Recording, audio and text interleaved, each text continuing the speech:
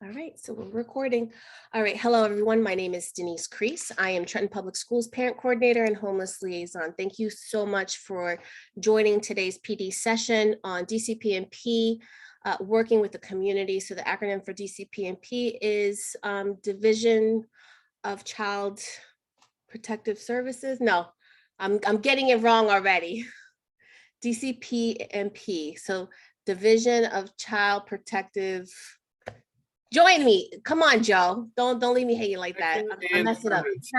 Permanency. There it is. So I invited Joe Goss to facilitate this training because we want to talk a little bit more about, how to identify child abuse and neglect, when we can call for, educational neglect. I know that with the pandemic happening, there's a lot of cases that are borderline, and whenever I have a question, Joe's always my go-to. So I'm going to, without further ado, kick it over to Joe. So thank you everyone for joining today.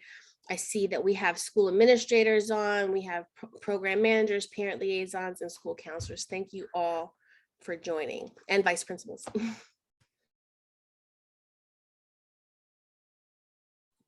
Right, good morning, everyone. Sorry, I have two computers I'm using. Believe it or not, the state actually gives us technology. We're in 2022 officially. Hi, Joseph Goss. I'm with the Division of Child Protection and Permanency under the Department of Children and Families. We are no longer DIFUS. If anybody would like to take a guess of when we stopped being called DIFUS, except for by the public every day. It was like 2012, maybe, or a little bit sooner. I'm not sure. 2007. Oh, okay. 2007 was when we stopped being called DIFUS. And there's a lot of changes that happened since then, which I'm going to, hold on, sorry. Let me just share this presentation. So if it looks like I'm not looking at you, it's because I'm looking at a larger screen over this.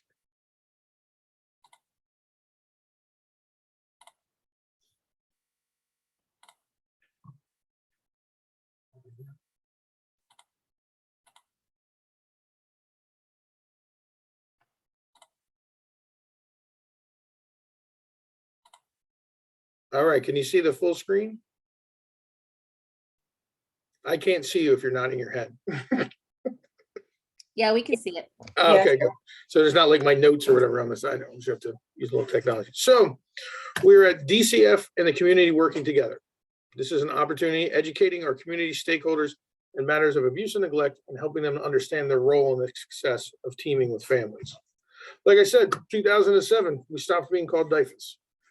With the Department of Children and Families was created, and DIFUS was broken out into many pillars inside the Department of Children and Families. The children's system of care was brought in, which we will discuss when there's issues or concerns have to do with the child being the problem, whether it be developmental disabilities, mental health, behavior, juvenile justice. That will be the children's system of care. We've also different organization or different pillars regarding kinship and adoption, now not under a DIFUS umbrella. Prevention, and then also staff wellness and collaborating with our families. But we have to understand that there is a need for our staff to address any concerns that they have. But so I just want you to understand that that child welfare system is broken out to a larger umbrella under the Department of Children and Families now, not just DCPP. And our vision to assist and empower New Jersey residents in being safe, healthy, and connected, right? To ensure the safety, permanency, and well-being of children and to support their families. Our belief coming out of 2007, full disclosure, the lawsuit that occurred made us forced DIFUS and now DCF and DCPP to look at ourselves, to look at what we were doing right, what we were doing wrong, and how we can build a better department to serve our children and families, right? We wanted to create a culture within the agency and the community which allows partnerships with children and families to achieve their fullest potential. You'll get an opportunity this afternoon to hear how it is that the division views things, how we look at it. I know when I was an investigator and I was in the field, I was what we call knocking on doors.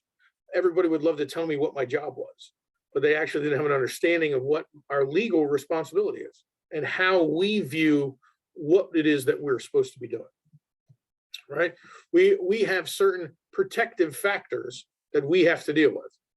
The nurturing and attachment of a family, the knowledge of the parent and the child, if they even understand child development. Do they understand that a 3-year-old shouldn't be doing dishes every day and shouldn't have an expectation that they always remember that 3-year-old does their dishes after dinner? Are they resilient as a parent? Are they able to handle trouble and problems and concerns as they come up? Do they have connections in society, whether it be family or a church or friends? Do they have supports? If there's a problem and an issue, do they have somebody to support them? Or did they just move from Idaho and they know nobody here in the community? And then also that social and emotional competence of children. These are all factors that we have to consider when we're talking about protection, right? So the Division of Child Protection and Permanency, DCPP, is New Jersey's child protection service agency that is charged with investigating all allegations of child abuse and neglect that occur within defined in-home settings, right? There's a couple parts that you'll see, and I'll read them when I read things specifically. It's because the language is very specific on what it is. So when you go to make a call, right, we dial 1-877-NJ abuse. That's called the State Central Registry. And it is the child abuse hotline here in New Jersey, open 24 hours a day, 7 days a week. It just happens to be located in Trenton, New Jersey. And the number you see on the screen, 877-NJ abuse, is the only way to get a hold of it. It's either that or a language line if you are hard of hearing.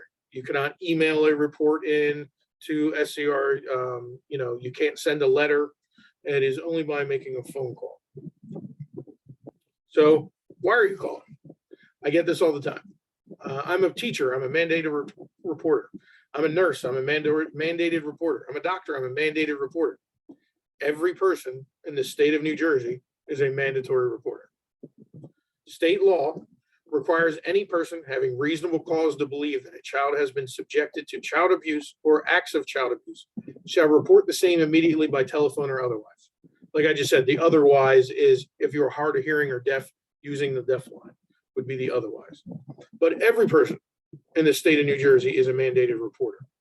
Do we get upset if that's what you tell a family? Well, I had to make a call because I'm a mandated reporter. No. If that's what you feel comfortable with and what you need to say to somebody, technically you're telling them the truth. It's not just because you're a teacher or just because you're a nurse. It's because you live inside the state of New Jersey. And that because you are here, you're a mandated reporter. What are your obligations to make a call? It's your obligation. Any person who knowingly fails to report suspected abuse or neglect according to the law or to comply with the provisions of the law is a disorderly person. It's a $1,000 fine or 6 months in jail. Is what would happen if you knew a child was being abused and neglected and you didn't do it, and something terrible happened to that child.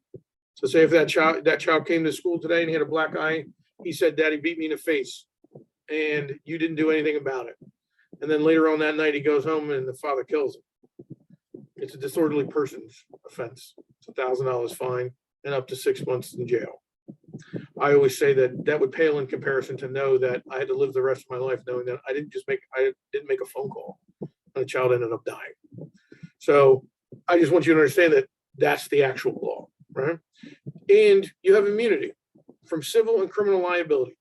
Any person who in good faith makes a report of child abuse or neglect or testifies in a child abuse hearing resulting from such a report is immune from any criminal or civil liability as a result of such action. If you picked up your phone right now and you called Florida Child Protection, you would receive a call that says, "Thank you for calling Florida Child Protection. If you are making a false call, you can be prosecuted at the fullest extent of the law." So if you heard that and you were just making a call because you live in a row home and you share a common wall with another family, and you heard something on the other side of the wall and you couldn't distinguish if it was crying or if it was laughing, would you hang up that phone right there? Of course you would, because you'd be afraid you'd get in trouble if you were wrong, if they were actually laughing and you thought they were crying. That's not what we say. That's not how we do it. We would rather have 100 false, quote unquote, false calls than to ever have somebody not make a call and a child dies. So know that you are covered civilly and criminally, if as long as you're making one in good faith. The question comes up a lot about, it's especially having to do with relationships. When you have a mother and a father that are now separated, or they either divorced or just separated, and they have a common child. What they get into, shouting matches with each other and they're fighting and arguing, and they start using DCPP to call on each other. I've had cases where the father called and made up all sorts of allegations that were going on, and simply came down to because he wanted to know who mom's new boyfriend was. Well, in New Jersey, if she wanted to take him to court, take him to civil court, or try and sue him or anything like that, all you'd simply have to say is, I thought that's what was happening. And there would be no liability, because that he was making a call in good faith, because that's what he thought was happening. There is one exception. The only exception is if that father or if that mother had a restraining order against that father. If somebody has a restraining order against you, and you make what's deemed a false call against them, it could be considered third-party harassment because of the restraining order. You are utilizing DCPP to harass somebody on something you knew wasn't true, is the only real liability that anybody would have for making a call. Excuse me. So like I said, SCR, staff 24 hours a day, 365 days a year. All of our referrals that come into SCR are recorded, documented. Literally the phone call is recorded as well, so that the investigator, when they receive the case, they can click on the little, microphone icon and could literally listen to the referral as it came in. We all understand that, right? The telephone game where this person said something to this person, who said something to this person, and now they're reporting it. So sometimes there's some questions that come up, and the worker needs to hear, actually what was said, to get a delineation of this word or this verbiage was used in regard to the allegation. All of the allegations that come into SCR are sent out to local offices. In Mercer County, you have two local offices. You have Mercer South and Mercer North. The allegation is sent, or the report is sent to the covering office in the county that the allegation occurred. So if the incident occurred in Ewing, Mercer North covers, I guess it's easier the other way. Mercer South covers Hamilton and most of Trent, and then Mercer North covers Ewing, Hopewell, Princeton, Lawrence, all the other townships in Mercer County, simply because, and the other part of Trent, simply because they equal the same amount of calls. The same volume of calls that come from Hamilton and most of Trenton come from another portion of Trenton and all of the other townships combined.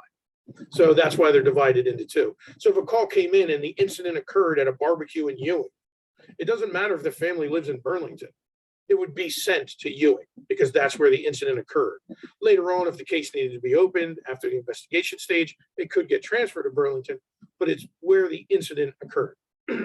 Also, DCF has the special response unit, we call it SPRU, and they are open every day, all day.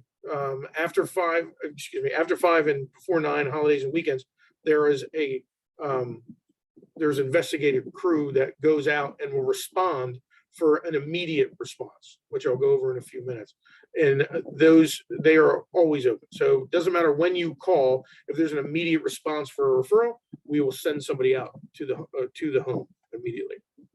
Like I said, everything is recorded for quality assurance.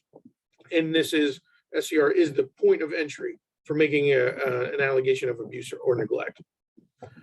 When you are making a phone call, there's 4 levels of criteria that it could be coded as. And there is a whole other coding section for specifics, whether it be sex abuse versus physical abuse versus being left alone. There is specifics, but they're in 4 categories.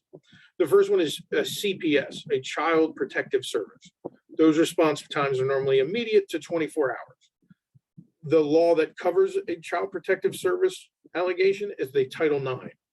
And the reason they're immediate and within 24 hours is because these are ones that are severe physical abuse, sexual abuse, anything where a child needs to be protected. And sort of think about that in the overarching umbrella of a child being protected would fall under Title IX for a CPS. Immediate response means that if you called in right now at 1:47 p.m. It would probably take them about 25 minutes for the phone call, and then about another 35 minutes to an hour to write the report up, and then it would be received by the local office probably by 2:15, 2:30. That worker on an immediate response who received it, whoever that investigator is, they would need to view that child and make sure they were safe before midnight tonight. They have until midnight to meet that child and make sure that they are safe. Hopefully interviewing, all parties involved, but at minimum, making sure that child is safe. Also, a 24-hour response would mean that if they got it at 2:30 p.m. today, they have until 2:30 p.m. tomorrow to, at minimum, meet the child and make sure the child is safe. If it isn't a child protective service, it'd be a child welfare service. Child welfare mainly having to do with like no power in the home, kids don't have food, those welfare concerns. That isn't about protecting a child due to being instantly harmed, but harm is coming because they don't have enough food, they don't have adequate shelter, clothing, housing, all those medical concerns, all of those things. Those responses can be immediate as well, but they can also be up to 5 days, coding 72 hours to 5 days of the response that the worker needs to respond to the home. There's also related information we call an RI, which has to do that the case is already open. You're calling in a referral on a case that we already have open. We already know what's going on. The allegation you're calling in is not new to the reason why we're involved. A report still gets generated. It just doesn't get coded under a CPS or a CWS, and then whoever the active worker on the case will get assigned to it. And then also you have an INR, an information and referral. Say you make a call to the division and it's not the parent that's the problem, it's the child that's a problem. It would be a children's system of care referral. So they would give you the information to call the children's system of care. Why? Because the parent or the guardian or the person who has that responsibility to care for the child isn't the one that's the problem. Or it could just be something completely, different. It's an SSI call or SSD call, and they would assist you in coordinating with whoever that agency you needed to reach out to. So when we are making a call, when you're making a call to SCR, details make a difference, just like anything in this world. Details make a difference of who, what, when, where, and how. I am not asking you to investigate. I'm just saying have a level of information. If you're making a call because Jimmy Jones came down to your office, you and reported, mom hit me in the face with a belt this morning because I didn't brush my teeth, right? Then that would be a referral that you would want to make. You have the information. This is where the parents live. This is the parent's name. Here's their phone number, contact information. Here's the address. This is when the child is leaving. What happened? The child stated that he got hit in the face with a belt because he didn't brush his teeth. When did it happen? The child's reporting it happened this morning. Where did it take place? The child said it happened in the bathroom, right? We're not asking you you don't have to break it down for the child, right? I'm also not saying don't stop the child for what they're saying. Continue to talk to them, make sure that they're comfortable and that they feel safe and that they're okay. But there isn't a need to fully investigate when a child does disclose me, especially when it's cut and dry. Yes, there might be some more questions if I got smacked on the butt with by a hand from my parent this morning, because I didn't do my homework last night. That's not necessarily abuse. So you could have a further conversation. But giving those details when you call into SCR definitely do make a difference, because there's some other things that they're going to ask you. There, of course, who is the child, what is their age, gender, who are the parents, siblings, where do they live, all those demographic information. But then also you're going to be asked information about, is there a firearm in the home? Do you know domestic violence is in the home? Do you know substance abuse is in the home? Do you know if there's a dog in the home? Those are all things that we know could increase the likelihood of substantial risk of harm for a child, but then also for the worker going out there, having a gun in the home, domestic violence in the home, those kind of dog in the home. Those things put the worker at risk. And then also there's another addition now. You'll be asked, do you know if anybody was diagnosed with COVID lately, or have they been out of the country? So there's a couple COVID questions that come along now when you make a referral. So I want you to understand that you get, and I know because I've heard this from a lot of teachers and school staff, that you have an obligation, right? We just found out that everybody's a mandatory reporter, but you always had the expectation that you were a mandatory reporter. And then you had to make a phone call that if an allegation came up, you needed to do it. I know that you've received statements from people saying, oh, well, the division told me you called. You know, the worker told me that you called. That's not what occurs. We do not release the information of who the person is that calls to anybody. But there are some instances that covered by law of when that could occur.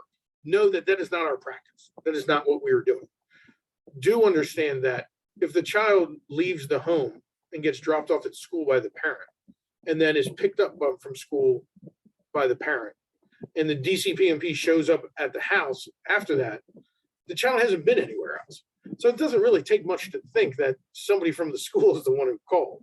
But I just want you to understand that, because I don't want you to get into an adversarial thing with the parent. It's okay to lean on that you're a mandatory reporter. This is what it is that you need to do. But understand that there are 3 instances where we could disclose that by law.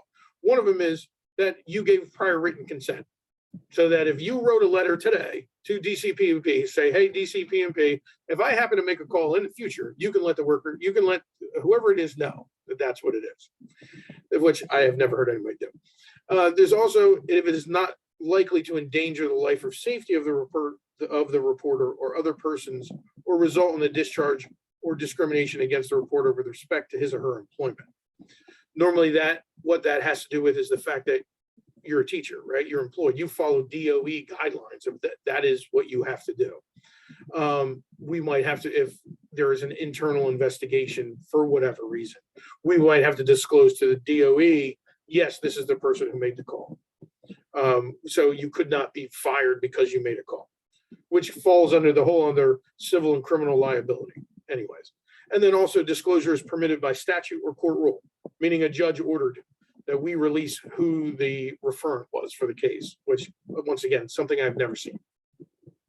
Do understand though, if there's a fatality or near fatality referral, that none of those other things even apply, that they will never be released of who made the call if it is a child fatality or near fatality report. So I want you to understand a little bit about Mercer South, where I serve. I pulled these numbers actually in April for Child Abuse Awareness Month, when I started doing a lot more of these referrals. I mean, more of these trainings. So like I explained, there's 2 different offices, Mercer South and Mercer North. In April, I think this was April 7th, 2022, when I pulled this, we had 332 families, open families with the division. They could either be an intake, which is in the investigation process, where we're maintaining a case for 60 days as we complete the investigation to find out if the allegation is true. Is it true or is it false, or do we need to keep it open and send it to permanency, which is maintaining the case and providing services throughout the breadth of the case until the risk of harm to the child is lessened.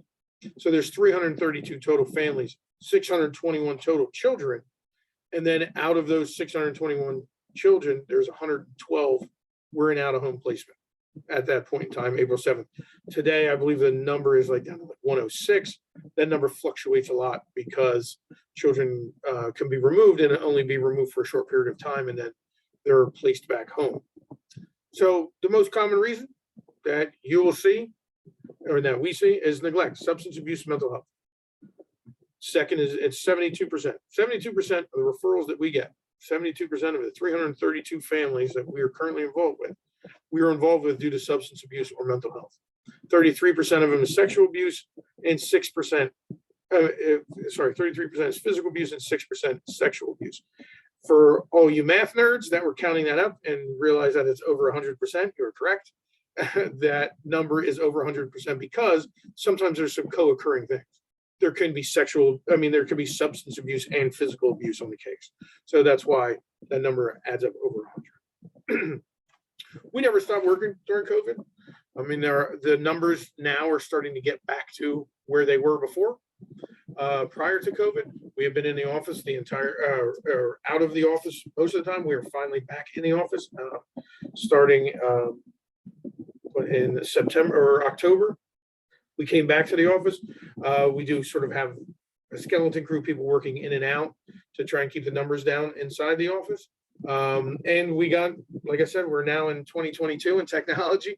We all got laptops so that we literally can be working. I could do this training from my car if I wanted to, driving down the road. We finally have the ability to be able to do that and to access all of our data and systems remotely. So the actual definition of abuse and neglect that the division utilizes. So I want you to understand what our definition is. The physical or mental injury, sexual abuse, or negligent treatment of a child by a person responsible for the child's welfare. This means the omission, commission, or both of an act that allows the child to be placed at substantial risk of harm. So there's a couple things to break down in here. First one, by a person responsible for the child's welfare. A parent, guardian, babysitter, right? Anybody that is supposed to be caring for the child or was left in the care of the child by the guardian. That's why that doesn't say parent or guardian, because we could get an allegation of abuse and neglect from a babysitter. We could get it from a school. That would be sent over to the institutional investigation, the IAIU, Institutional Abuse and Investigation. But then also understanding substantial risk of harm. It doesn't say beat. It doesn't say hit with a belt. It doesn't say didn't give clothes, didn't take him to school. It says substantial risk of harm, because that's what we're assessing. And that's why we were talking about those protective factors. We also have mitigating factors and aggravating factors of what can happen.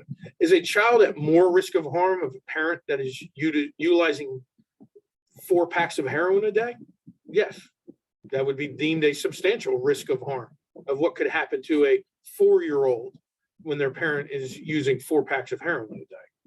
So we code things in our risks assessment for every case that comes in an intake as low risk, moderate risk, high risk, very high risk, or imminent risk.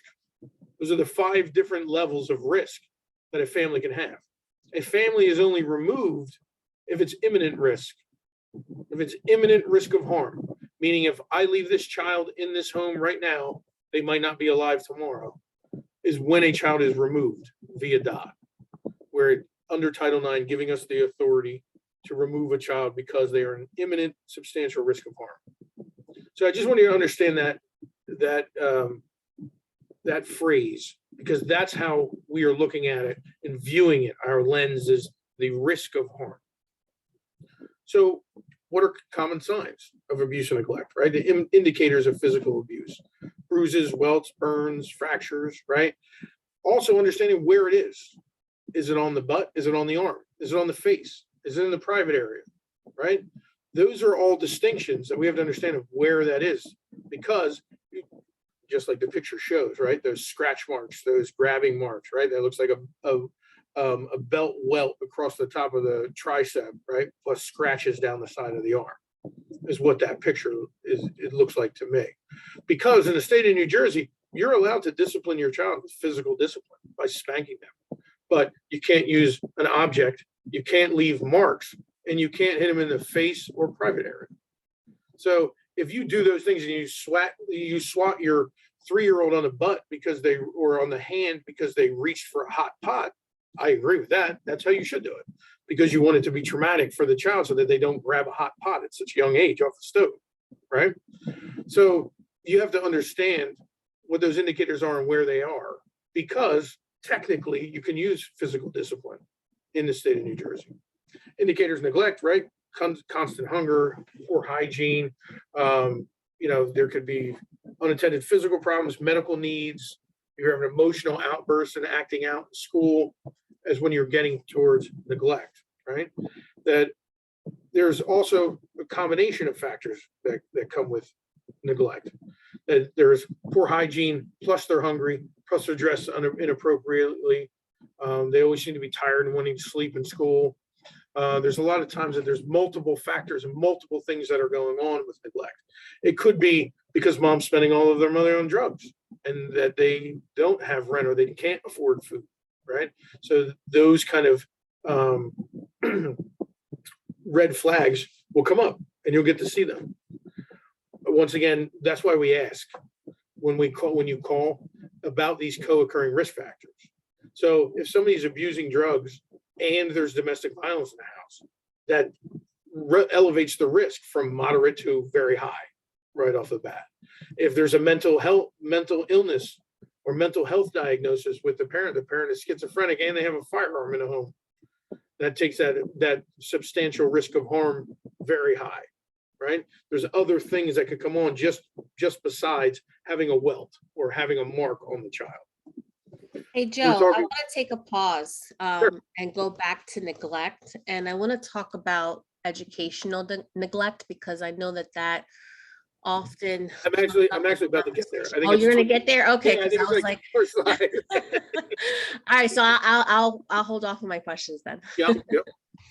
So we also have like environmental conditions as far as neglect, right? Lack of bedding, broken windows in the house, no utilities. These are all environmental conditions that can be viewed or deemed as neglect of a child. Part of the environmental neglect, right? We see bed bugs here. We see what we would call deplorable housing, right? Dishes piled up in the sink.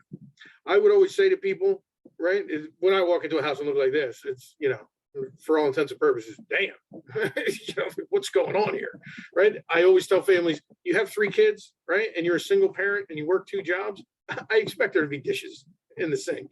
I don't expect that, right? There's another problem. There's an environmental problem. I used to always say that when your physical space is in chaos, that means because something else is in chaos. And that's what we see. I want you to also be aware of the bottom left. It's a crib, right? And look at all the stuff that's piled around it and stuff that's piled in it. I know that, Instagram and Beyonce and everybody else wants to tell you all these beautiful bumpers and stuffed animals that I have for my child. I am the safe sleep liaison for Mercer County, and that we need to make sure that we're not putting anything in a crib with a child, especially an infant. Is that the SIDS and those risk factors get elevated when a child is placed on their back with other articles or items inside the crib. They're to be dressed appropriately and placed on their stomach. And the reason why, it's placed on their back. And the reason why is because it's actually safer for a child to be placed on his back than their stomach. All the stuff that Dr. Spock told our parents back in the day, he was actually incorrect, because for an adult, it's more dangerous to lie on your back because you could choke. With a child's anatomy, it's actually more appropriate for them to lie on their back than it is on their stomach. Because if they do throw up, they would actually be more apt to choke on their own vomit laying face down than they would be on their back. So please have that understanding. So medical neglect can occur, right, when a parent or caregiver fails to provide a child with the medical or surgical care that is necessary to prevent injury or a life-threatening condition. I'm not even going to discuss religion in regards to that, because that is our mandate. That is what we're talking about. Does this child need medical attention or surgical care to prevent an injury or a life-threatening condition? That is the direction that we would go. And then regardless of religion.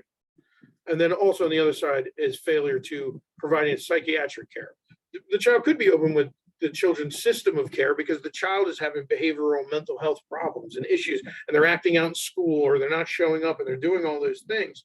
But the parent isn't giving them their appropriate medication every day that was prescribed by a psychiatrist. So then now we would be falling under medical neglect for psychotropic medication. Unfortunately, sexual abuse is something that we have to deal with. And it is also one of the tougher things to talk about, let alone to interview. And then also to notice and to see happen. Because unfortunately, the younger a child starts to be abused, the less likely they are to report it. Because they don't know that it's wrong. They were never taught that that was wrong. We ended up finding these things for pediatricians, right? Because they have, bruises or bleeding in a genital area, or they have an STD that they now tested positive for, right? Or they're itching, they're always scratching their genital areas, right? Or they're 12 and they're pregnant, they're in 6th grade and they're pregnant, right? These are all things of we find out later on of these abuse and of sexual abuse and what's happening. I do want you to understand, when there is an allegation of sexual abuse, the interview is very short with the division. Once that's done, we contact the police or the police contact. Hold on. Hey, I'm doing that training. I'll call you when I'm done. Okay. Yeah, not a problem. Sorry, my boss. So, when we get an allegation of sexual abuse, we have to contact the police if the police weren't already contacted, right? If you didn't call the police first before calling us, they contact a non-offending parent or guardian, whoever it is, and they set up an interview at the prosecutor's office, which is videotaped. And there's only one person that interviews that child. It's very deliberate. It's on the words we use, the language, how it's set up, what happens. It is all very deliberate. We as DCPP actually get joint training with the prosecutor's office, detectives from Trenton and all the, Hamilton and Lawrence and Ewing and all the other police departments in the county. We all do joint trainings together on doing that exact interview. And the reason why is so the child isn't interviewed again. Even when the child doesn't have to testify in court, if it goes to court, goes to criminal court and the person is being prosecuted, they use the tape as the child's testimony. So just know that there is some special protocols when it comes to sexual abuse. And here we are, Denise, educational neglect. So I want you to understand that I have seen this. I have been the educational liaison for 8 years. I've worked in the county for 20 now with CMO, and then 16 with DCPP. And we're always in the schools, right? So before I even start speaking, I want you to understand that there is a separation between the Department of Children and Families policy and procedure and the Department of Education's policy and procedures. Is there a blending? Yes, and it's right here in front of you, is the blending of it. There is some specific things, though, that there's lines, and we're both departments for the state of New Jersey. So I want you to understand that first, right? So educational neglect means a parent or caregiver has willfully failed to provide a school-age child, 6 to 16. If the child is 5 years old and not going to pre-K, that is not educational neglect, because under state law, a child does not have to attend school until they're age 6. And at age 16, with a parent's consent, they can sign themselves out of school and don't have to maintain school with a regular education as prescribed by applicable state law. A school-age child is enrolled in a school program but is failing to attend on a regular, ongoing basis. The reporter believes the parent's actions or inactions are causing child to miss school, right? And then the caveat is that asterisk at the bottom. The school system board of education must exhaust all its remedies under state education law, administrative code, and local programs and procedures before making a report to DCPP. The biggest thing I want you to see on the first 2 bullets is the words "the parent." When it's the parent's problem is when it's an educational neglect, when the parent is willfully not sending the kid to school. If it is due to truancy, truancy has to do with the child. The child isn't attending school because they're running the streets, right? Or the child isn't doing all of the school, isn't doing all these things, is listless in school. It's because it's the child's choice of what they were doing. That is a completely different thing than it's the parent isn't sending them. The parent is failing to assist and provide the child with a regular education. When it's the parent's fault and it's the parent's problem, yes, that is educational neglect, is a referral to DCPP. If it is the child who is doing that, it is a completely other thing. You guys have under Department of Education, you have your own policies, procedure, administrative code. I know I have them because I have to review that stuff. So you have your own distinction of it, separate from whatever you create as your own school board and board of education and system. Because what that last asterisk, the red asterisk, is saying is that you have a child who is not attending school and he's not there for 4 days, right? Your policy and procedure, right, is under 5 days. You should be making some kind of action towards the parent because you have gotten an unexcused absence for 4 days. So you're reaching out to the parent, you're sending letters, you're trying to make communication with the parent to find out what is going on. That maintains and it goes after 5 days, but you haven't hit 10 days yet. So what have you done to reach out to the truancy officer? Which truancy officer has gone out to the house? What the report you're filing, X, Y, and Z, right? Whatever it is, the protocol that you have in place. So because we know that at 10 days, right, even if it's just cumulatively 10 days of absence for a school year, a child can be unenrolled from school in that school district if that's their policy and procedure to do so. But you need to internally, right? Are you addressing with the Family Crisis Intervention Unit through court? Are you taking them to the parent to truancy court? Because when you call and say it's educational neglect, the parent is willfully not allowing the child to go to school, not providing education. The parent is the one that's doing it. That's why it's educational neglect.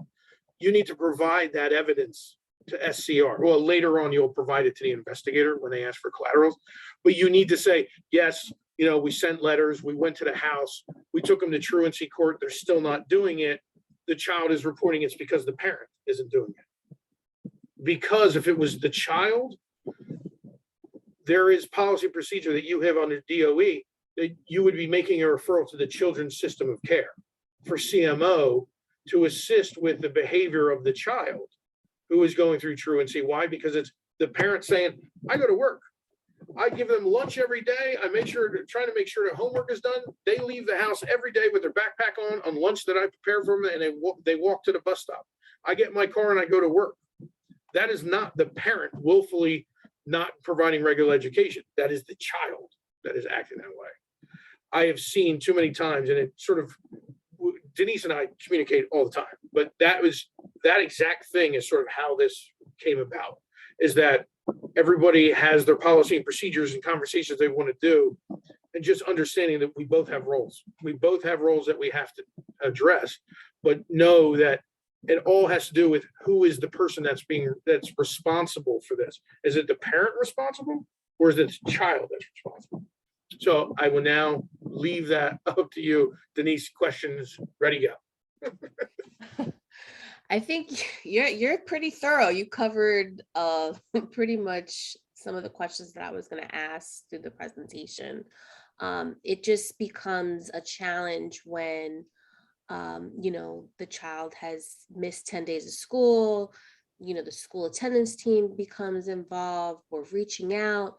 And then I guess it's like a fine line of determining whether it's, you know, the parent willfully not taking the child to school, or if it's like a combination of behavioral issues, because then the child will come to school one day and then miss another 10 days. So then that's where I think the alarms start going off. And but this provides a really clear picture of what the definition of educational neglect means and when it's appropriate to make a call from the school system. And I will say this too, that I'd say this to every single school that I've ever done a presentation for, is that if that is your concern, right? If you're to the point where you've exhausted everything internally that you can do, right? That of whatever your policy and procedures are, A, at your school, B, at your school board, right? That you have. Normally there's something else, right? We went over those risk factors, right? The neglect risk factors and things like that, or abuse risk. Normally there's another thing. Like you don't necessarily have to call and say, this is educational neglect because the kid hasn't been here for 10 full days in the last 2 months, right? Normally, that's when you would ask the teacher or ask, you know, someone else to say, what else did you see? What else was going on? Because normally it's like, okay, it's not educational neglect, it's just neglect, right? It's neglect because they never came to school cleanly dressed. They always seemed to be hungry. They were listless and tired and always sleeping in class. That's just a neglect chart, right? That's just an allegation of neglect. It doesn't have to be educational neglect, right? So that's what you know, when you're doing that, and it was interesting because I read, like I said, DOE's policy and about creating systems for you guys inside your school, right? That you have some, I forget what they were actually, what they called it. But like when teachers have concerns about an individual student, whether it be education-based, attendance-based, or whatever, and that internally in that school, a group meets and they say, okay, we have this kid this week, this is what's going on, the teacher reported these kind of problems, those kind of problems, so that you're addressing it internally first. So you sort of have a conversation already. You've already talked to the guidance counselor and the teacher, and other people to sort of say, all right, this kid's on our radar because we're seeing this or we're seeing that. Because then that is part of your remedy. It's part of your program that you've already put in place. So then when you are calling, you say, look, we did meet, we've been observing this. This is what's been happening. We tried to address with the parent. The parent didn't want to call us back. We can't get a hold of them. You know, we've sent letters, we've sent people out, but we're still seeing it. And now the child just isn't in school. Because, I mean, I'll walk you down the road of a very simple case of that. I mean, and the examples I give during my trainings are all things I've literally lived through or done as an investigator or as a worker, where the school had a concern about a bruise the child had, called the parent on the phone. The parent didn't want to say anything, stopped sending the kid to school. This kid wasn't in school now. The school was like, I don't even understand what's happening. The parent didn't want to call or do anything. Why? Because there was domestic violence in the home. And the child intervened between the mother and the father fighting and got a black eye. But the mother sure couldn't tell anybody that because something bad would happen to her or might happen to her child. So to protect her child, she didn't send him to school. But that's a way different thing than what we would have been thinking of, like, oh, why isn't this kid coming to school? They're just being true, right? There's all sorts of dynamics that come up. So we have to be able to stay. This is where we're starting from, right? Like I kept saying about substantial risk of harm, right? There's always has to be of this is our lens and way we're viewing it to be able to get to an answer. But please don't always say like, oh, it's got to be educational neglect, because the kids at 10, I literally have one that I've been dealing with, kids 79 days out, 79 days out of, I think it's 165. My daughter's been telling me every day. She's been counting up what the days are, right? 79. There is definitely something else going on besides educational neglect with this family. So let me continue, right? Oh, so here's sort of what I was talking about, right? The 1 to 4 days excused absences, the 5 to 9, and then the 10 or more days, right? Contacting the children's system of care or the juvenile family crisis unit through Superior Court, right? That is all things for you internally. But what I do want you to understand separate from that is when we're doing an investigation and what the role of what we're doing and why we're coming to the school. Because if a child's saying that they're being beat every day or they're being sexually abused or anything, or being neglected, and I'm interviewing them in their kitchen and mom is upstairs in the bathroom and they can hear them walking around above it while I'm trying to ask them questions, they don't feel comfortable telling me the truth because they're afraid mom's going to hear it and I'm going to walk out the door and it's going to get worse. So investigations in the school and being able to do an interview in the school is important because it's a neutral place. So, with that said too, I'll tell you the distinction. There is a distinction between the two things. The Department of Children and Family says that if we go into any place, right, and we go to interview a child, we ask them if they feel comfortable with having somebody else in the room, especially the younger children, right? Do you want another sibling in the room, or is there, when we're in the school, do you feel comfortable with the guidance counselor or a teacher that would make you feel better while, we had this interview? But if they say yes, I do feel more comfortable with the guidance counselor there. The guidance counselor is there, but the guidance counselor needs to sit behind the child, needs not to speak during the interview process. We have a very short window of time to create a level of understanding with the child and engage with them to find out some answers before we go and interview the next part of the case, the non-offending parent, the other children in the home, those kind of things. You don't realize your facial expression, how that looks to a child, especially when they're disclosing something. And if you're the trusted person they want in the room and they look at you and the shock on your face, they might stop what they're saying because they're looking at you. They're looking at the look on your face. It's not anything against you that we don't want you to speak or say anything. We want you to be there to be a support to help the child feel comfortable. But at the same time, we need to get to the heart of the matter pretty quickly. And that's nuanced. In DCF's policy, if that child says, no, I don't feel comfortable with somebody in the room, then that person isn't in the room. Even though the Department of Education says that every school should have somebody delineated that that's the individual who's supposed to sit in there, that needs to be in those meetings. If I'm talking to a child about, and I'm not thumbing my nose at DOE's policy or any individual school or school board's policy, but if I'm talking to a child about abuse and neglect and the possibility this child could be harmed or worse if they go home today, and they don't feel comfortable with you in the room because for whatever reason, that I'm not going to get honest information about this child. They might not even disclose what's actually happening because somebody else is in the room. I don't care about somebody's policy. I really don't, because I want to make sure this child's safe. And I would expect that any individual wouldn't either, because you want to make sure the child's safe. If you're standing outside the room, there's nothing much that I'm doing. I'm interviewing a child inside the room about abuse or neglect. I understand that policy and procedures are placed for whatever reason, but that's how there's a difference between DCF and DOE. And that happens a lot in schools, where schools like principals or guidance counselors or whatever, they get in arguments with workers over it. And they're like, no, we have to, it says it. And it's like, we're trying to make sure this child's safe. What's more important? The importance is to make sure that the child is safe. If they don't feel comfortable, then there shouldn't be somebody in there. I do want you to understand two other aspects of the investigation. One is a collateral contact. I'm sure everybody has seen one or had to fill one out. The child, normally, especially school-age children, they're seen by three groups: family, school, pediatrician. So we're going to interview everybody at the home and with the family. We need collateral information from the school and collateral information from the pediatrician. There might be something else that's going on that the teacher knows. The teacher might have called the guidance counselor. The guidance counselor called it in, and we came in and interviewed the child. But the teacher sees how the child acts every day and what's going on with the child's behavior, or in fact, they're not doing schoolwork and all those things, all those questions that are on this collateral contact information. That's helping us to understand the overall risk of harm to the child.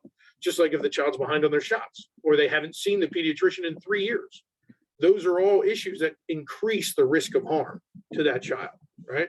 And then I guess that's the last part. District should avoid that blanket policy that requires school personnel to be present during the entire investigation interview, right? Instead of a case-by-case basis. So once again, I explained the difference between the CPS and a CWS, but in the school, understand that a CPS, right, Child Protective Service under a Title IX, an investigative worker, an intake worker can go to the school and speak to the child without the parent's permission. That's legal. There's nothing that you or the school or civilly or criminal liability or anything, because under Title IX, that is permitted. Under a child welfare assessment, right, it's a voluntary thing. Parent and guardian permission is needed to speak with them because it's voluntary. 90% of the calls are that if we're in the school asking you to do that, it's 95% of them are CPS. Normally you would get an understanding, but feel free to ask. It's okay to ask. It's okay. Is this a CPS investigation? Why? Because we want you to be informed. We want you to know these rules and these policies, because you can also say that to the parent, because the parent, right, calls you on the phone. How dare you let some stranger come and talk to my child? Well, they're your school, but legally I have to. I'm responsible to do so because the child had bruises on it. And it was a CPS investigation under Title IX. They're more than welcome to look it up, right? So I want you to understand that distinction. So then what happens after we do that? What happens after we meet with the child at the school? We've now interviewed the child. Now we go on to the siblings in the house. Is there any witnesses to the incident that occurred? The non-offending parent, and then the alleged perpetrator. The alleged perpetrator is the last person we interview. We try and gather as much information and facts as we possibly can before we interview the alleged perpetrator. Why? Because we want to see if that person is telling us the truth or lying to us or whatever. So we need to make sure that we got as much facts from everybody else involved as we possibly can. And then also, like I said, collateral contact. When we're out in an investigation, we have 60 days to complete that investigation. I know people like to yell and scream when they say somebody called on them. Oh, you got me an open case. No, it's an open investigation. And within 60 days, we're going to say it's unfounded, it's not established, it's established, or it's substantiated, right? Of substantial risk and harm. You are unfounded from providing a substantial risk of harm to your child. It was not established, meaning that we couldn't determine either way that you placed your child at substantial risk of harm, or it was established that you placed your child at substantial risk of harm, or substantiated. You all know, as working in a school, anybody that's working with children, that you have to pass a carry check. Most likely it's every year. It gets updated. If you are substantiated for abuse and neglect against the child, you will always pop up on a carry check. You will always come up showing that you were substantiated. Any of the other three, you will not come up on a carry check. And also understand that if an allegation is made, Jersey rules is that if nothing happens in 7 years, it gets erased. So if today, right now, May 25th, 2022, an allegation was made against you and it came back as not established, we keep a record of it. It stays in our system for 7 years. You wouldn't come up on a carry check, right? If your employer wouldn't see that because it was not established. We would keep it until 5/25/2029. And after that, it would be erased. So then if another call came in after 2029, it would be like there was never a call against you. But if 2 years from now, there's another call that came in against you as a parent, we would have it. It would still be in the system that we could look up that on May 25th, 2022, allegation was made, mom hit me with a brush, right? We would still have that information. Understand that, right? If imminent risk is found, that we might have to remove the child from the school. We could come to the school and actually remove the child from there. And under Title IX, we have the right to do so. But understand that if a child is removed from the parent's care, they'll go in front of a judge. We're in court within 72 hours. Legally, with max 70, it doesn't matter if it's like coming up on a holiday weekend. It doesn't matter. Within 72 hours of the removal, we have to be in front of the judge and we have to provide evidence of why we deemed this child was at an imminent risk of harm and we needed to be removed from their parents' care. So anybody that says that, oh, I just took my kid and never let me do anything, within 72 hours, we're in court. And literally the form that we give the parent says that. It says the date and time and where they need to show up on the form. The parent has to sign the form. They can refuse to sign it, and then the worker just signs that the parent refused to sign. But there is a documentation that's called a DOD form that needs to be completed. Once again, if you allow that to occur, i.e. the investigator came to the school and removed the child from the home via court order, that you are not any civil criminal liability, anything like that under Title IX, because you are following the law. So there also might be too, right, where it gets closed out at intake, but then it becomes a voluntary thing, with the family is voluntarily working with us, not under a court order. So sometimes there's a blend or change there.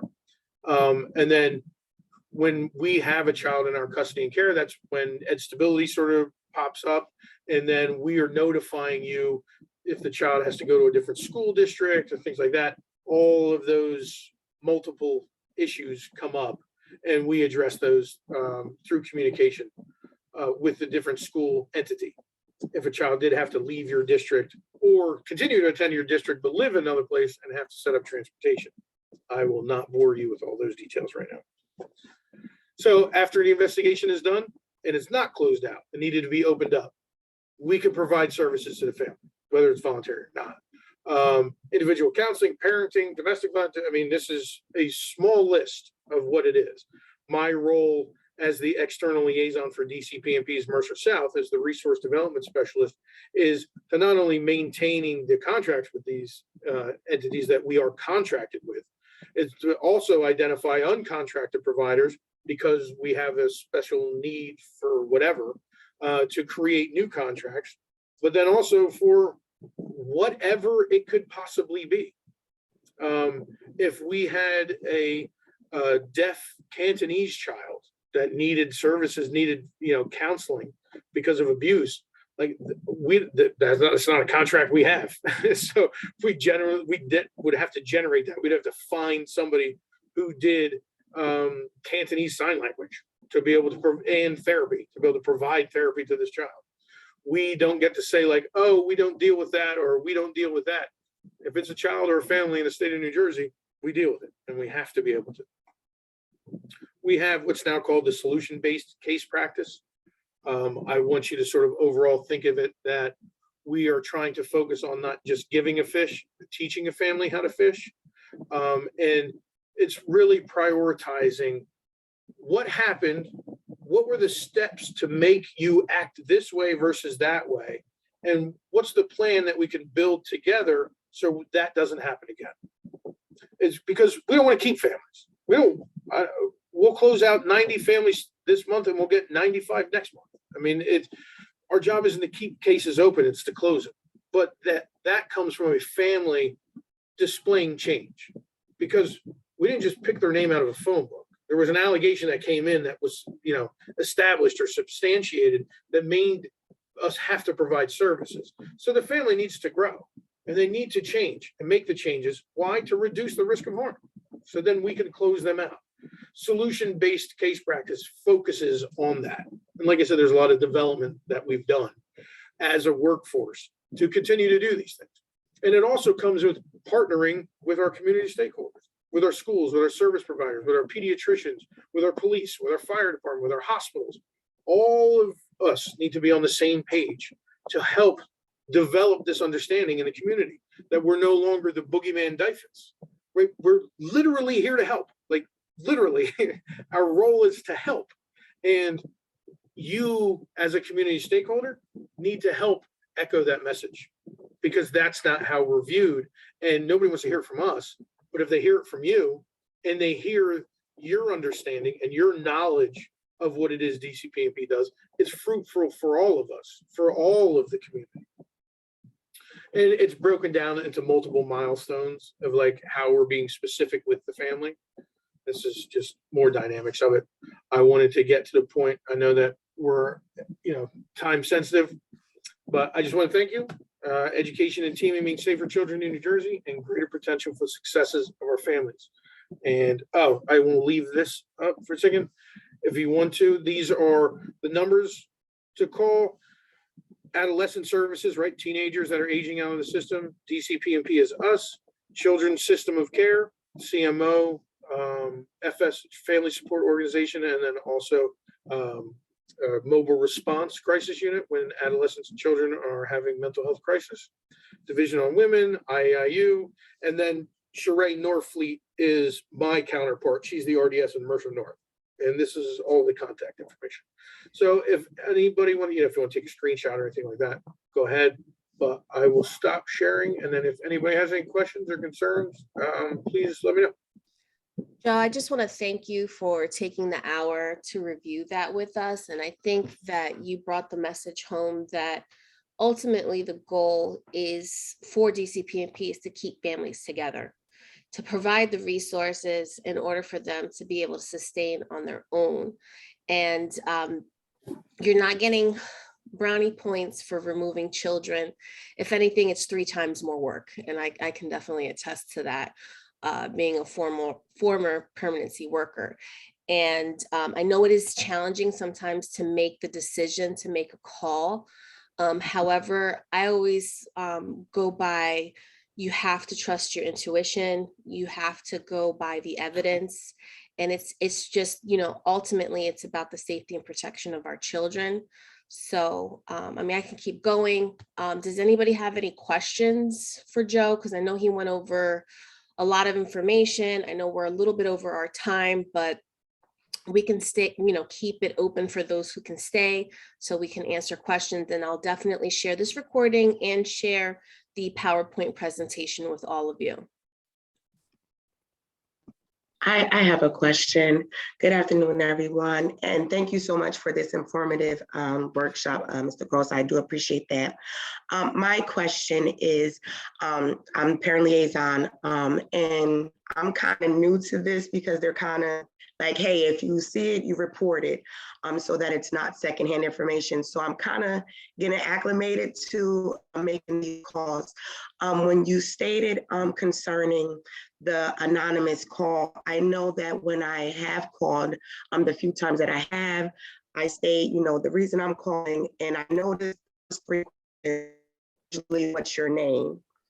So I do provide it as being a school official, but I guess I would like to know am I able to remain anonymous? If I called from a school and I'm reporting this, am I able to tell the agent I would like to stay anonymous and not provide my name just in case, for down the line reasons, that it did have to go to court or something like that, that I might not want the family to know that, hey, it was myself that actually reported?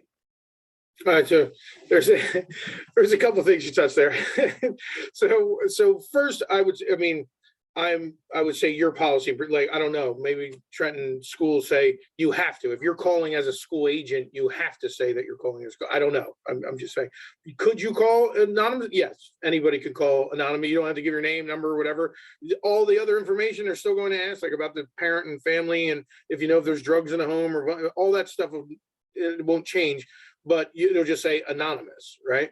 I always ask teachers and in school individuals, not only that you give your name, but you don't give your desk number, right? So like if you called right now, right? And I talked about that about like 2.5, right? It takes about an hour and a half for that whole process to happen.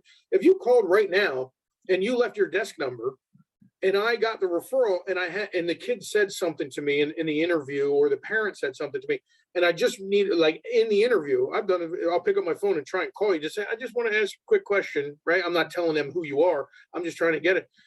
I can't. I'm calling your desk number, right? And I don't find out until the following day or 3 days from now, I finally get a response. Try and give the number of how an investigator could reach you, because like I said, it could be in the system. You could be making a call that we've had 14 calls on in the last 3 years. I'm sitting here, I just got it. I'm looking at all the history of this case.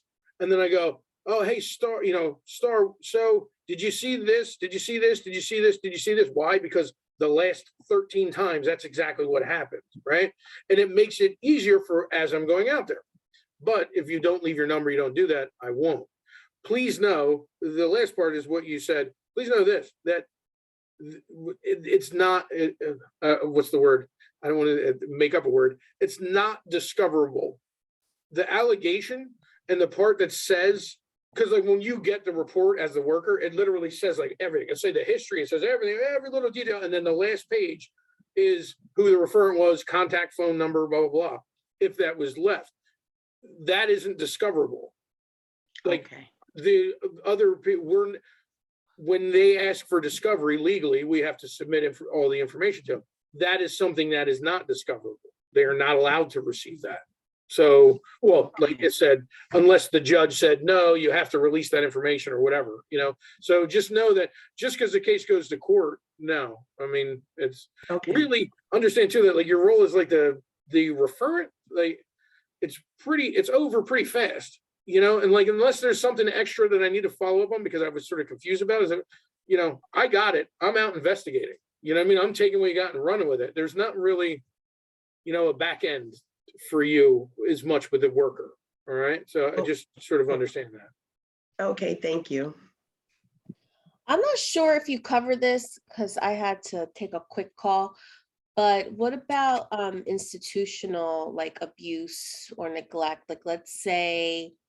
So IAIU, institutional abuse, right? It's funny too, because they just approved this like 2 months ago, this training. So it's like, I've done a completely different training for years. So, and they don't include IAIU on it. So institutional abuse and DCPP are exactly the same thing. We do everything exactly the same way, except for two things. One is it's not a parent, guardian, or somebody that the parent or guardian provided to care for them. It's schools, it's group homes, it's camps, it's daycares, it's anywhere where I always say you're paid to be caring for the child, right? Is an institutional abuse. That's the one distinction. The second distinction is that if DCPP makes a finding and then you're substantiated for abuse or neglect with your child, we're going to work with you and create a plan together of what it is that you're going to do, what you need to resolve those risk factors. In an institutional abuse case, if that occurred, IAIU says to the entity, Trenton Schools, this is the policy that was violated. This is what happened. What are you going to do to make sure it doesn't happen again? You need to tell us what you're going to do. Is the only distinction between IAIU and DCPP. Everything else, every part of collaterals, every part of the investigation, everything else is the same, except for those two things. And then the other part is that they're not local offices. There's 4 IAIU regions that take those cases instead of having 42 local offices in every county. I got an anonymous question from the chat. Is there a way to have an anonymous DCF tip investigated if there's a reason to suspect it was a false claim? So I'm guessing that their statement is, so, you know, Denise and I are married, we get divorced. I made a call on Denise. Denise is like, I know it's a fake call. I want to make sure that everybody knows, and I want to prosecute it. You are going to have to file a civil complaint in court, is what you'd have to do, is file a civil complaint in court. Then you would have to request through DCF's legal department that they release that information. Two things to remember. One, all I would have to say is, I thought that's what happened. I thought that's what was going on. Mhm. And if Denise didn't have a restraining order against me, that's all I'd have to say. No, there would be nothing else to that. If she did have a restraining order against me, then she just called the police. He violated the restraining order. He made a phone call. The police would contact our law department. When did the call come in? Give me a copy of the call. Who said it, what it was? Because now it's recorded. So then the police could actually listen to the recording and be like, yeah, that's you. I can hear your voice. I know that's you. All right. So hopefully that answers your question. Hopefully. Crystal, you have a question, hon?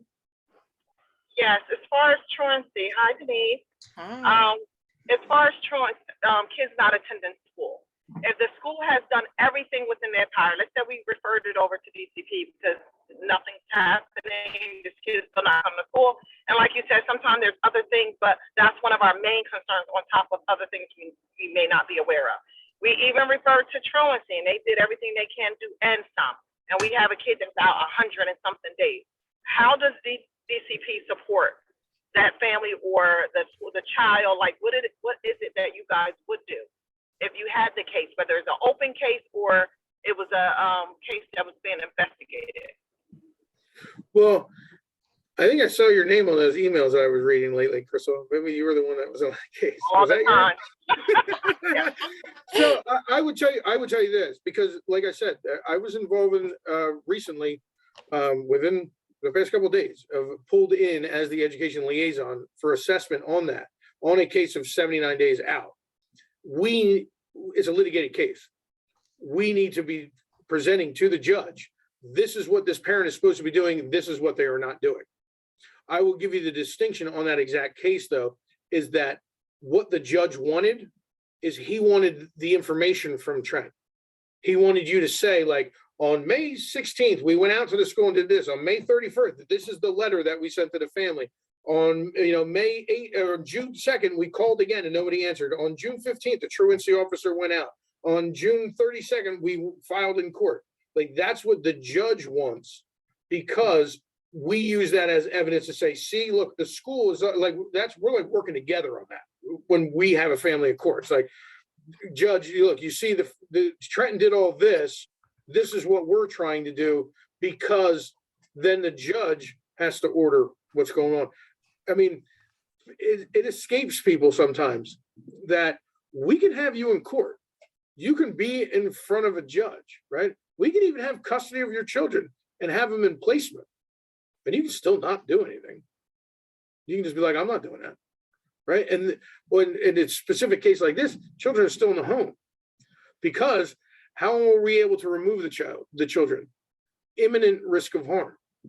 Technically, I've heard it argued that just because the child's not attending school doesn't put them at imminent risk of harm.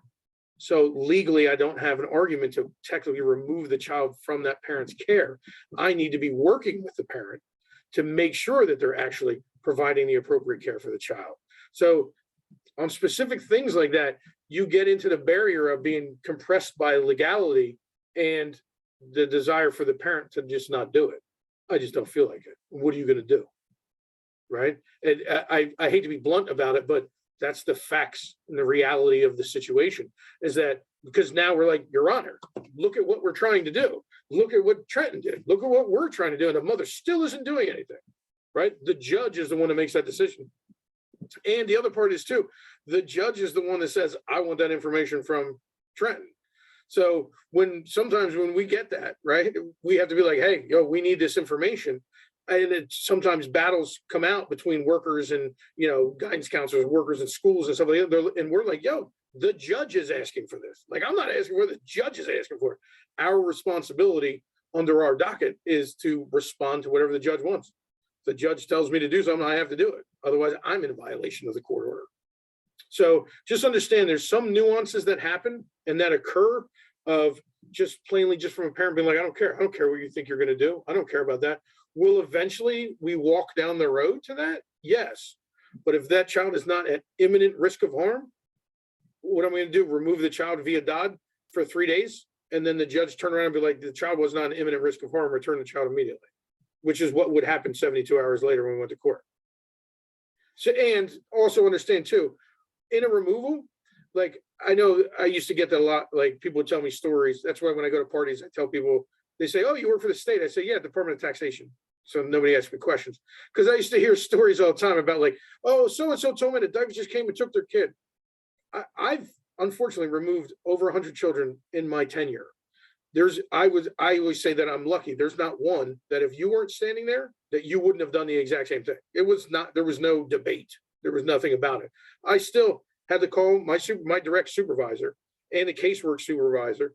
They had to notify the local office manager. We had to notify the deputy attorney general to make sure that we're going to be in court in 72 hours. What's the time I'm putting on this report or this order to give to the family? Then reach out to adoption to find out if there's a foster parent, there's a resource home available, where I can place the kid. So it's not like I'm just like, boom, I took the kid because I wanted to. Like, there's a whole thing that goes along with it. It is a very, like Denise said, there's a whole intricate thing. I tell people all the time, I'm like used car sale. I don't want your car. I want you to take your car. Like, I don't want your kid. I want you to take your kid.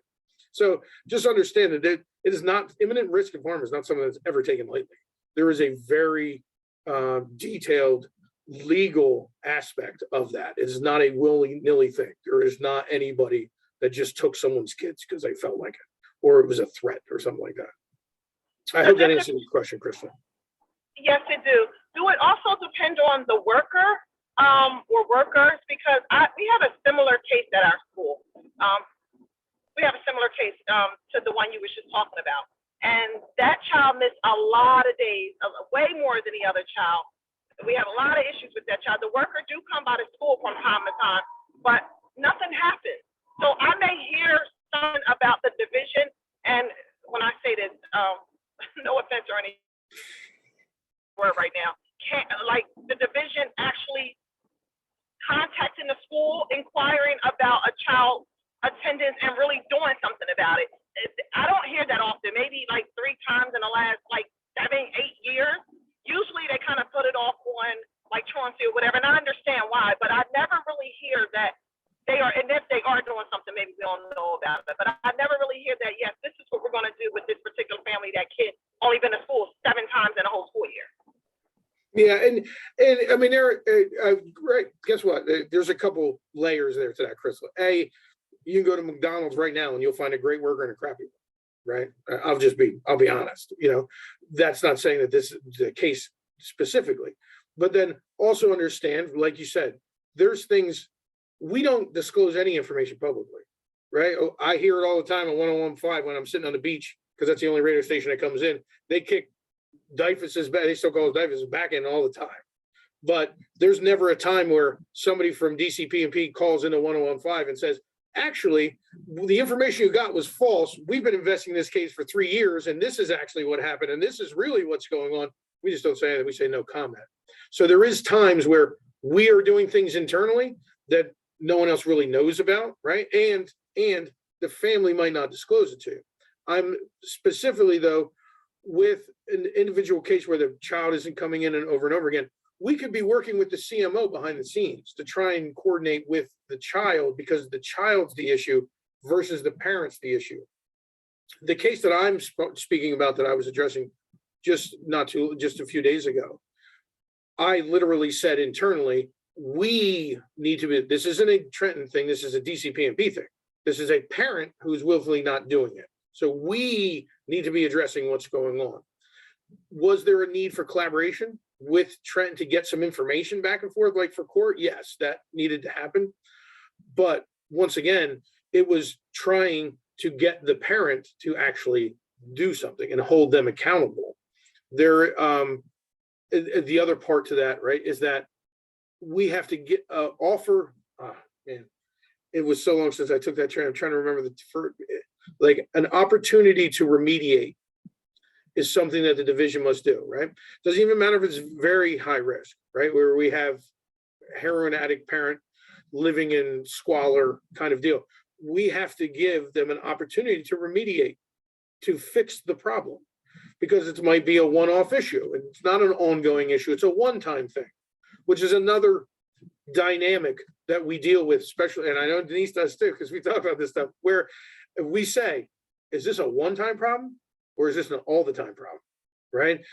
It could seem like such a terrible thing because you're dealing with this one problem and it's so annoying and it bothers you and you can't get the correct answer, but it doesn't mean we have to change policy and procedure because this was the one time that this happened, right? And that's a dynamic too that we get in with, and like I said, Denise and I talk about it. I talk about it with all sorts of other community partners because, you know, my people are passionate, just like you guys are passionate, right? So when that happens, and you know, you guys get to see these kids every day. You know what I mean? Like you see them all the time. You're intimately involved in their lives. So when you see it and you're like, what isn't happening? Like, why is this not, I did what I was supposed to do, right? We're sort of we get on the same end. We're doing this. Why isn't this being moving forward? You know, and which is why, literally why we're doing this and having an opportunity to talk. I will tell you this though. I was super proud of, even though I deemed it, the information I was provided on the case, my assessment was that I felt that the division failed on this aspect, right? But what I did enjoy was that the process that Denise and I created, like literally, Denise and I created it years ago, was working. The parent family advocate was communicating with the worker. The teacher was communicating. They were emailed. I read 17 emails. There was a whole email thread of you guys talking to each other about what was going on before it ever even got all the way over here. You guys were talking to each other. I was like, see, it worked, right? The only thing that didn't is I felt like what we did. But like I said, that was my personal assessment.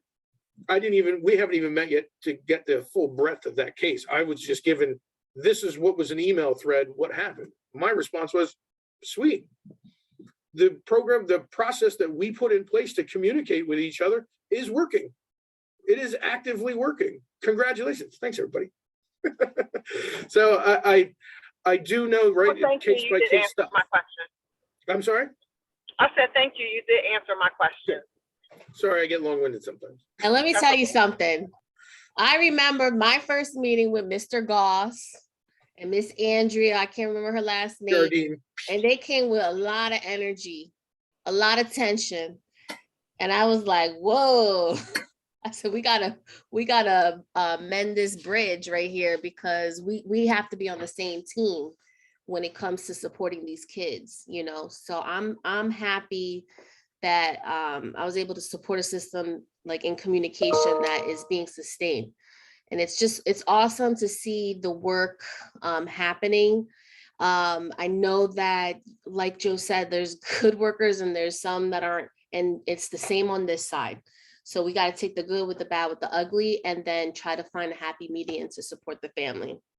So if there aren't any other questions, I'm like thrilled that most of you stayed on to listen to these questions and answers. Like I said, I'm going to send this out to you guys. If you think of a question afterwards, please feel free to email me and then I'll reach out to Joe to share it out with the group. All right. Yeah, I will share. You'll have a copy of this.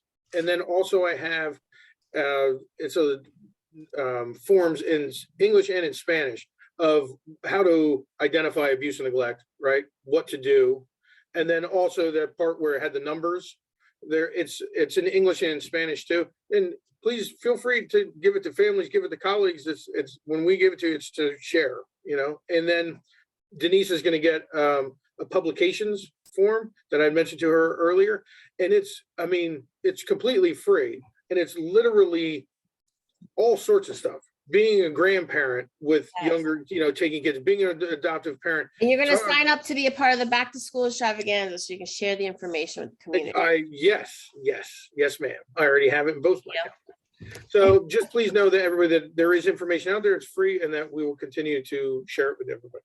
And thank you for having me. I appreciate it. Thank you. Take care, everyone. Denise, Yes. I just wanted to say real quick, I think the information will be really helpful because you still get a lot of professionals, a lot of staff still at what are they supposed to report. Yeah, for sure. So I think that would be really good. Awesome. All right, then. Take care and have a great night.